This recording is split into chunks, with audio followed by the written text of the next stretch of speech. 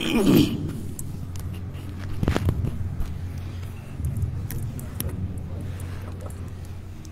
رب صلی وسلم دائما ابدا علی حبیبک خیر الخلق کلہم۔ اعوذ باللہ من الشیطان الرجیم، بسم اللہ الرحمن الرحیم۔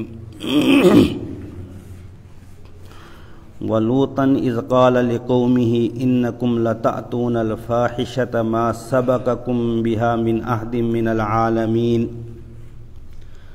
أَإِنَّكُمْ لَتَأْتُونَ الرِّجَالَ وَتَقْطَعُونَ السَّبِيلَ وَتَأْتُونَ فِي نَادِيكُمُ الْمُنكَرَ فَمَا كَانَ جَوَابَ قَوْمِهِ إِلَّا أَن قَالُوا ائْتِنَا بِعَذَابِ اللَّهِ إِن كُنتَ مِنَ الصَّادِقِينَ قال رب انصرني على القوم المفسدين ولما جاءت رسلنا إبراهيم بالبشرى قالوا إنا مهلكوا أهل هذه القرية إن أهلها كانوا ظالمين قال إن فيها لوطا قالوا نحن أعلم بمن فيها لننجينه وأهله إلا امرأته كانت من الغابرين۔ صدق اللہ المولانا العظیم وصدق رسولہ النبی الکریم۔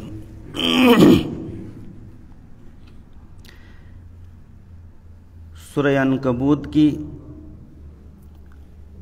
آیت نمبر 28 سے تلاوت کی گئی۔ اس سے اوپر کی آیتوں میں آپ حضرات نے حضرت ابراہیم علیہ السلام کی دعوت اور پھر ان کی ہجرت کا تذکرہ پڑھا ہوگا۔ حضرت ابراہیم علیہ السلام نے 80 سال تک اپنی قوم کو اور اپنے والد کو توحید کی دعوت دی۔ اس اثنا میں اتنے لمبے وقفے میں صرف جو صحیح روایات سے ثابت ہوتا ہے کہ ان کی اہلیہ حضرت سارہ علیہ السلام نے اور ان کے بھتیجے حضرت لوط علیہ السلام نے توحید کو قبول کیا، دین کی دعوت کو قبول کیا اور ان پر ایمان لایا، اللہ پر ایمان لایا۔ 80 سال کے بعد حضرت حق جل مجدہ کا حکم ہوا کہ آپ عراق سے شام کی طرف ہجرت کرو۔ تو ظاہر سی بات ہے جن لوگوں نے آپ پر ایمان لایا تھا ان لوگوں نے بھی آپ کے ساتھ ہجرت کی اور خود بھی حضرت ابراہیم علیہ السلام نے ہجرت کی۔ ملک شام پہنچے جس کو قرآن کریم نے ارض مقدس کہا۔ تو حضرت لوط علیہ السلام کو چونکہ اللہ رب العزت نے نبوت سے نوازنا تھا اور انہوں نے ایمان بھی اسی بنیاد پر قبول کیا تھا کیونکہ نبی پیدائشی طور پر شرک اور کفر سے پاک ہوتا ہے۔ ملک شام پہنچ کر حضرت لوط علیہ السلام کو اللہ رب العزت نے نبوت سے نوازا اور شام کے قریب ایک بستی تھی سدوم یا صدوم، یہ 5 بستیوں کا مجموعہ تھا۔ اس علاقے کا نام صدوم تھا۔ آج وہاں بحر مردہ یا بحر میت واقع ہے۔ پہلے وہ سمندر میں کچھ حصہ تھا، اب وہ پورا علاقہ خشکی بن چکا ہے اور موجودہ اسرائیل نے اس پر قبضہ کر رکھا ہے۔ وہاں حضرت لوط علیہ السلام کی قوم تھی۔ مورخین لکھتے ہیں اور جنہوں نے اپنی آنکھوں سے وہ دیکھا ہے وہ لکھتے ہیں کہ وہ پوری زمین سیاہ ہو چکی ہے۔ وہ وجہ یہ ہے کہ حضرت لوط علیہ السلام کی قوم وہاں رہتی تھی، انہوں نے دعوت دی، نہیں مانا تو پھر ان پر عذاب آیا۔ اس عذاب کی وجہ سے جو وہ پوری بستی اور پوری زمین سیاہ ہو گئی ہے۔ چنانچہ حضرت لوط علیہ السلام سے فرمایا کہ آپ اس بستی میں رہ کر یہاں کے علاقے والوں کو دین کی دعوت دو۔ لوگوں نے ابتدائی طور پر ان کی بات کو تو مانا نہیں، لیکن ان کے خوش اخلاقی اور عمدہ اخلاق کی وجہ سے بہت زیادہ متاثر ہوئے اور ایمان نہ لانے کے باوجود ان کو رشتہ دے دیا اپنی بستی سے. حالانکہ یہ مشکل مراحل میں سے ایک مرحلہ ہے رشتہ دینا. متاثر ہو کر رشتہ دے دیا. حضرت لوط علیہ السلام وہاں کی بستی اس قوم کو دعوت دینے لگے, خود اپنی اہلیہ کو دعوت دی. بستی والوں میں سے 6 آدمیوں نے دین قبول کیا صرف, اور گھر کی خود خاتون جو ہیں, اہلیہ آپ کی جو وہاں اس بستی کی ہی تھی, اس نے دین و اسلام کو قبول نہیں کیا. واہلہ نام لکھتے ہیں مفسرین. اور ان کے بطن سے 2 بیٹیاں پیدا ہوئی. ہاں, انہوں نے اسلام قبول کیا, اپنے والد کی دعوت سے اور اخلاق سے متاثر ہوئی اور دین اسلام کو قبول کیا اور اپنے والد کا ساتھ دے دیا. یہاں ایک اشکال ہو سکتا ہے, نبی ہیں اور نبی معصوم ہوتا ہے, لیکن نبی کے نکاح میں غیر مسلم خاتون, یہ یاد رکھیے, نبی کے نکاح میں غیر مسلم خاتون رہ سکتی تھی, لیکن بدکار گناہگار نہیں رہ سکتی تھی. یہ ابتدائی دور تھا. پرانی شریعتوں میں, حتیٰ کہ ہماری شریعت میں اسلام آنے کے بعد 16 سال تک اس کی گنجائش تھی کہ مسلمان کے نکاح میں غیر مسلم خاتون رہ سکتی تھی. جو مکہ کے 13 سال تھے, بہت سارے صحابہ کے نکاح میں غیر مسلم خاتون تھی. اور پھر ہجرت کے بعد 3 سال تک جو ہے یہ حکم باقی رہا. لیکن سورہ بقرہ کی آیت جب نازل ہوئی ہجرت کے 3 سال, وَلَا تُنْكِحُ الْمُشْرِكَاتِ حَتَّى يُؤْمِنَّ اور وَلَا تُنْكِحُ الْمُشْرِكِينَ حَتَّى يُؤْمِنُوا, کہ آپ مشرک عورتوں سے نکاح نہ کرو یہاں تک کہ وہ مشرک عورتیں مومن نہ ہو جائیں. اور ایمان والوں سے کہا کہ تم جو ہے اسی طریقے سے تم مشرک عورتوں کے ساتھ نکاح نہ کرو, اور اسی طریقے سے مشرک عورتوں کو کہا کہ تم جو ہے مشرک مردوں سے نکاح نہ کرو یہاں تک کہ وہ ایمان والے نہ بن جائیں. اس وقت یہ حکم منسوخ ہو گیا, ورنہ اسلام میں 16 سال تک یہ حکم باقی تھا. تو پرانی شریعتوں میں یہ حکم باقی تھا اور یہ جائز تھا کہ ایک مسلمان کے نکاح میں غیر مسلم خاتون ہو. بہرحال حضرت لوط علیہ السلام دعوت دیتے رہے, قوم کو بھی دعوت دیتے رہے, اپنی اہلیہ کو بھی دعوت دیتے رہے. صرف بیٹیوں نے اسلام قبول کیا, 6 آدمیوں نے اسلام قبول کیا, باقی قوم نے اسلام قبول نہیں کیا. ساتھ ساتھ میں انتہائی بھونڈے اور بے حیائی کے کاموں میں وہ مبتلا تھے. قرآن کریم نے ایک گناہ کا ذکر کیا ہے جس کو عربی میں لواطت کہتے ہیں اور اردو میں اغلام بازی کہتے ہیں. یعنی ان کی قوم میں جہاں توحید کو نہ ماننا تھا اور دیگر گناہ تھے, ان میں سے ایک گناہ یہ بھی تھا کہ وہ مردوں کے ساتھ وہ برتاؤ کرتے تھے, وہ سلوک کرتے تھے جو ایک شوہر اپنی بیوی کے ساتھ برتاؤ کرتا ہے. یعنی ناجائز کام اور بے حیائی کا کام, یہ سب سے بھونڈا اور برا کام تھا. اسلام نے اس کو گناہ کبیرہ لکھا ہے, اور ائمہ ثلاثہ کہتے ہیں کہ ایسے کام کرنے والے کی سزا اور حد اسلامی نظام میں وہی ہے جو زانی کی سزا اور حد ہے. امام صاحب ابو حنیفہ رحمۃ اللہ علیہ فرماتے ہیں ایسے آدمی کو بادشاہ وقت, حاکم وقت اپنی سمجھ اور اپنی ثوابدید کے مطابق جو سزا دینا چاہے گا دے گا, لیکن سزا ہے قتل ہی, زندہ نہیں رکھنا ہے. یہ گناہ کبیرہ میں سے ہے. چنانچہ اس بھونڈے کام میں مبتلا تھے تو حضرت لوط علیہ السلام نے ان کو سمجھایا, لیکن وہ باز نہیں آئے. اللہ رب العزت نے انسانوں کی شکل میں بطور مہمان کچھ فرشتے بھیجے, 6 یا 10 یا 12. انہوں نے آ کر سب سے پہلے حضرت ابراہیم علیہ السلام کا دروازہ کھٹکھٹایا, ان سے ملاقات کی, اور حضرت ابراہیم علیہ السلام کو بیٹے کی خوشخبری دی حضرت اسحاق علیہ السلام کی، اور اس کے بعد ان کے پوتے حضرت یعقوب کی خوشخبری دی۔ یہ تفصیلی واقعہ میں مختصر کر رہا ہوں۔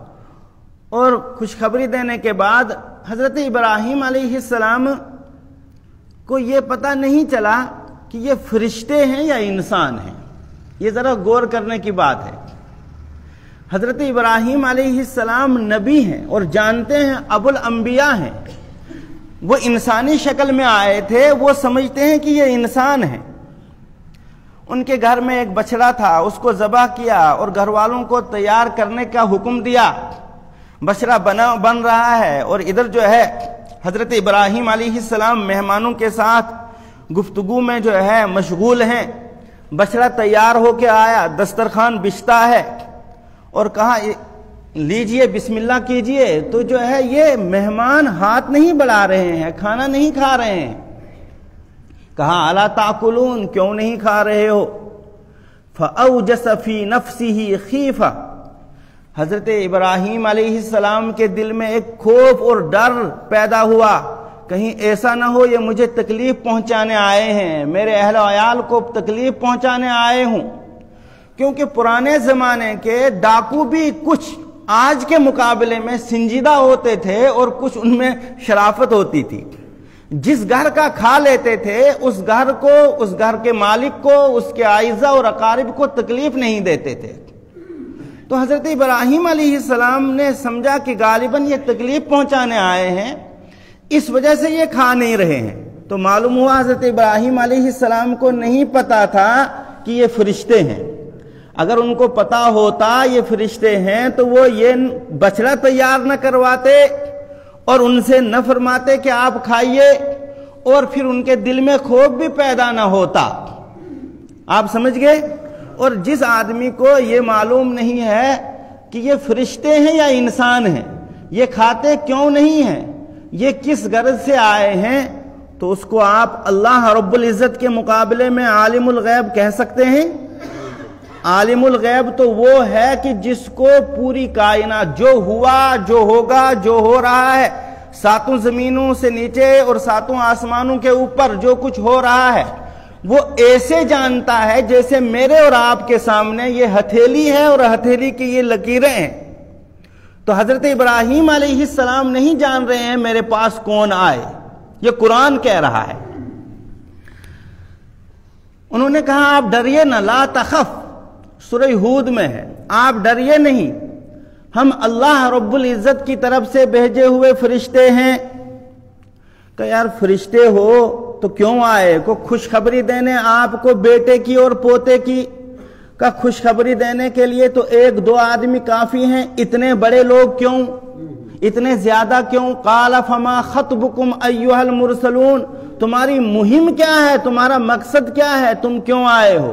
کہ ہاں ایک اور کام ہے، کام یہ ہے کہ حضرت لوط کی بستی بے ایمان ہے اور صبر کا پیمانہ لبریز ہو چکا ہے، حد سے تجاوز کر چکے ہیں، نہ توحید کو مانا، نہ فسق و فجور، نہ گناہوں کو چھوڑا، الٹا حضرت لوط علیہ السلام کو تکلیف دیتے ہیں۔ اس بستی کو ہم نے ہلاک کرنا ہے، تباہ کرنا ہے، برباد کرنا ہے۔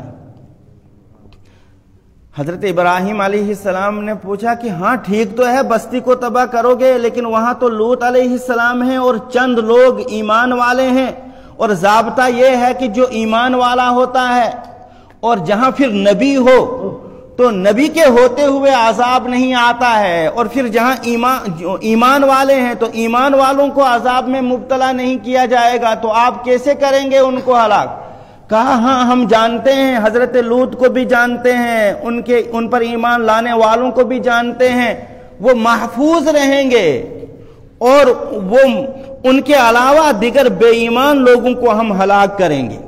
یعنی وضاحت کر دی کہ ہم تو جو ہے باقی لوگوں کو ہلاک کریں گے، حضرت لوط علیہ السلام کو نہیں، ان پر ایمان لانے والوں کو نہیں، ہاں ان کی بچیوں کو نہیں، ہاں ان کی بیوی کو ہلاک کریں گے، اس لیے کہ وہ بے ایمان تھی، وہ تو کافروں کا ساتھ دیتی تھی۔ تفسیر قرطبی میں لکھا ہے کہ عجیب و غریب وہ اہلیہ تھی ان کی کہ مشرکین کا ساتھ دیتی تھی۔ جب بھی حضرت لوط علیہ السلام کے یہاں کوئی مہمان آتا تھا تو ان کی وہ گندی عادت تھی، تو اگر دن ہوتا تھا تو وہ دھواں کرتی تھی، لوگوں کو پتہ چلتا تھا کہ لوط علیہ السلام کے گھر مہمان آئے ہیں، وہ آ کر دسترازی کرنے کی کوشش کرتے تھے اور حضرت لوط علیہ السلام کو رسوا کرنے کی نعوذ باللہ کوشش کرتے تھے۔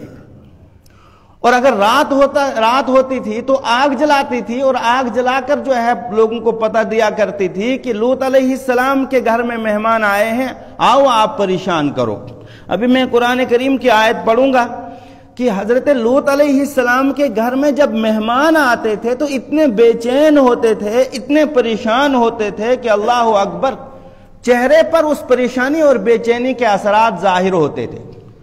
یہ نہیں کہ کھلاؤں گا کیا، یہ نہیں کہ جو ہے یہ کیوں آئے، کہ آئے تو مہمان، اور حدیث میں ہے کہ من کان یؤمن باللہ والیوم الآخر فلیکرم ضیفہ، جو اللہ پر اور آخرت کے دن پر ایمان رکھتا ہے اس کو چاہے کہ اپنے مہمان کا اکرام کرے۔ اب مہمان میرے گھر آئے ہیں لیکن ان سر پھرے لوگوں کو پتہ چل جائے گا تو یہ پریشان کریں گے، مجھے آ کر میرے مہمانوں کو پریشان کریں گے، تو ظاہر سی بات ہے مہمانوں کو پریشان کرنا یہ صاحب خانہ کو پریشان کرنا ہے، کیونکہ اسلام کا ضابطہ ہے کہ مہمان کا اکرام ہے، قولن بھی فعلن بھی، یعنی عملی اعتبار سے بھی مہمان کا اکرام ہو اور اسی طریقے سے قولی اعتبار سے بھی مہمان کا اکرام ہو، نہ کسی لفظ کے ذریعے ان کو تکلیف پہنچے اور نہ کسی عمل کے ذریعے ان کو تکلیف پہنچے۔ تو ظاہر سی بات ہے اگر مہمان کو تکلیف ہو تو یہ صاحب خانہ کی بے عزتی ہے، توہین ہے۔ چنانچہ اللہ رب العزت نے اس کو تفصیل کے ساتھ بیان کیا، وَلُوطًا اور ہم نے بھیجا لوط علیہ السلام کو، اذ قال لقومہ جب انہوں نے کہا اپنی قوم سے، انکم بلا شبہ تم لتاتون کرتے ہو الفاحشۃ بے حیائی کے کام، ما سبقکم بہا نہیں سبقت کی جس بے حیائی کے سلسلے میں تم سے من احدن کسی نے، یعنی تم سے پہلے کسی نے یہ بے حیائی کا کام نہیں کیا، من العالمین جہان والوں میں سے۔ اِنَّكُمْ لَتَعْتُونَ الرِّجَالِ کیا تم آتے ہو مردوں کے پاس، یعنی شہوت پوری کرنے کے لیے، وَتَقْطَعُونَ السَّبِيلَ اور تم کاٹتے ہو راستے کو۔ راستے کو کاٹنے کے تین معنی ہیں۔ نمبر ایک، اسلام نے جو نظام اور جو ضابطہ بنایا ہے کہ توالد و تناسل کا سلسلہ کیسے چلے گا، یعنی اولاد کیسے پیدا ہوگی اور اس کا سلسلہ کیا ہے، مرد پیدا کیے، عورتیں پیدا کی، اور اس کے بعد حکم دیا کہ نکاح کرو، اور نکاح کرنے کے بعد جائز طریقے سے عورت سے خواہش پوری کرو، خواہش کی تکمیل کرو، تو اس کے جو ہے سبب سے جو اولاد پیدا ہوگی وہ حلال اولاد ہوگی، اور وہ راستے کو نہ کاٹنا ہوا، وہ حلال طریقہ اپنانا ہوا۔ لیکن جو اس طریقے کو نہ اپنائے گا تو وہ تقطعون السبیل، وہ راستے کو کاٹتا ہے۔ راستے کو کاٹنے کا مطلب ہے جو جائز راستہ ہے اس کو کاٹ دیا اور ناجائز راستے کو اپنایا۔ تو ایک مطلب تو یہی ہے کہ تم نے جائز راستے کو کاٹا اور ناجائز راستے کو اپنایا۔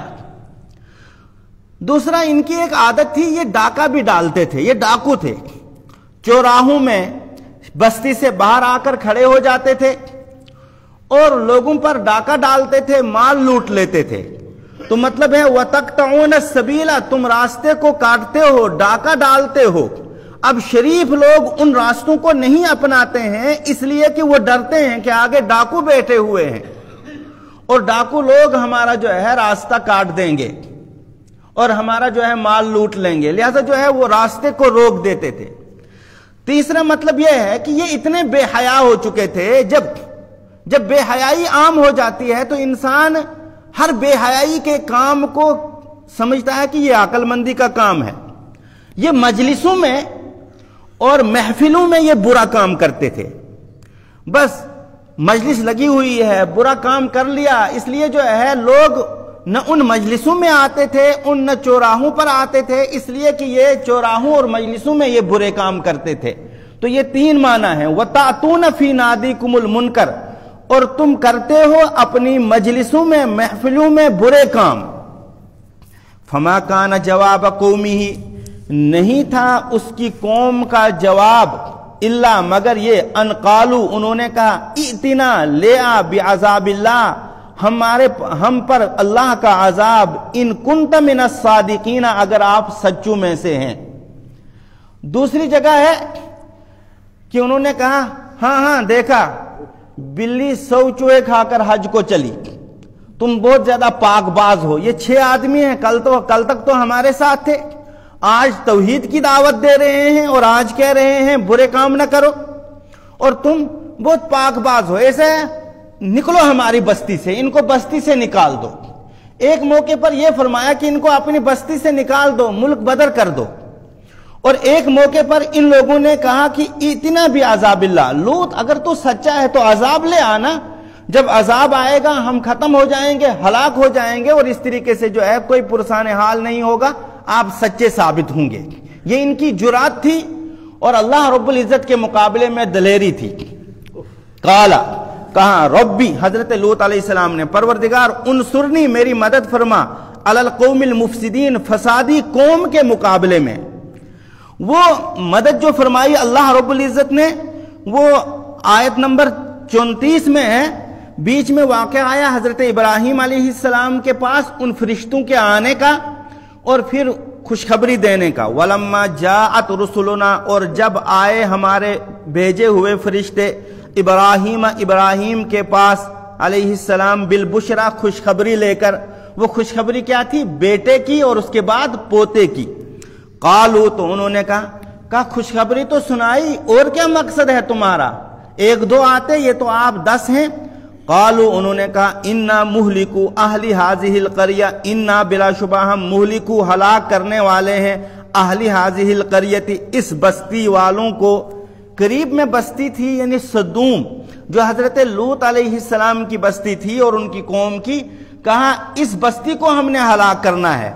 ان اہلہا، بلا شبہ یہ بستی والے، کانو ظالمین، ظلم کرنے والے ہیں۔ انسان جو ظلم کرتا ہے اللہ کے حق میں ظلم کرتا ہے، اللہ کو نہیں مانتا ہے، کبھی ظلم کرتا ہے اپنے حق میں، نافرمانیاں کرتا ہے، گناہ کرتا ہے، تو یہ اپنے حق میں ظلم ہوا۔ تو یہ اپنے حق میں ظلم کرنے والے ہیں اور دوسروں کے حق میں ظلم کرنے والے ہیں، مال کی لوٹ خسوٹ کرتے ہیں۔ حضرت ابراہیم علیہ السلام فرماتے ہیں، قال، فرمایا، ان فیہا لوطا، بلا شبہ اس میں تو لوط علیہ السلام ہے۔ فرشتوں نے کہا، قالوا نحن اعلم بمن فیہا، فرشتوں نے کہا ہم خوب جانتے ہیں ان لوگوں کو جو اس بستی میں ہیں، لننجینہ، بخدا ضرور بالضرور ہم ان کو نجات دیں گے، وَأَهْلَهُ، اور لوط علیہ السلام پر ایمان لانے والوں کو اور ان کے اہل کو، یعنی ان کی 2 بچیوں کو، إِلَّا امْرَأَتَهُ، مگر ان کی بیوی کو، یعنی ان کی بیوی کو نجات نہیں دیں گے۔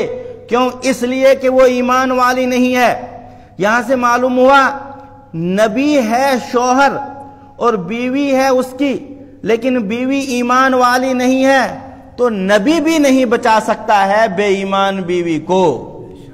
تو کیا ہمیں ایک خاص قسم کی ٹوپی بچا سکتی ہے؟ ایک خاص قسم کا لباس بچا سکتا ہے؟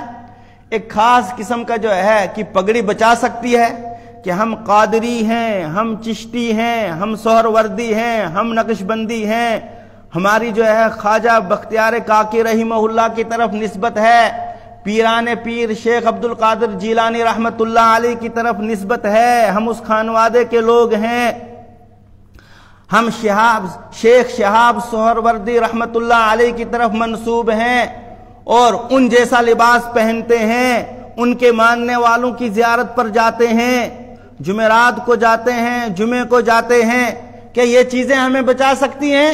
نبی نہیں بچا۔ اگر دنیا میں کوئی افضل ہوتا ہے خدائے رب العزت کے بعد تو وہ نبی ہوتا ہے مخلوق میں۔